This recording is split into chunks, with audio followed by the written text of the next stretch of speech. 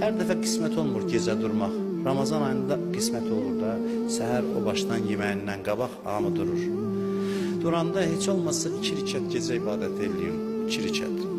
Sübh namazından əvvəl 2 rükət gecə namazı qılın, ən azını deyirəm, ən azı. 2 rükət gecə namazı qılın və sonra gelin çörəyinizi yiyin, iftar, o başdan edin, sonra gelin sübh namazını qılın. Yəni bu çətin bir şey yoxdur, 2 rükət gecə namazını sübh namazından əvvəl qılın ki, bu hədis bizim halımıza da şamil olsun. Bu ayda günahlar bağışlanacaq. Keyevmin vələdəthu ummu. Cabir İbn Abdullah İmam Baqir mənə bunu dedi ki, bugün oruç qutaranda bağışlanacaq, elə bil anasından indi doğulub. 50 yaşı var, 60 yaşı var, oruç tuttu Ramazan ayında, elə bil anasından indi doğulub. Deyir, özümü saxlaya bilmədim. Dedim, nə gözəl sözdür ya.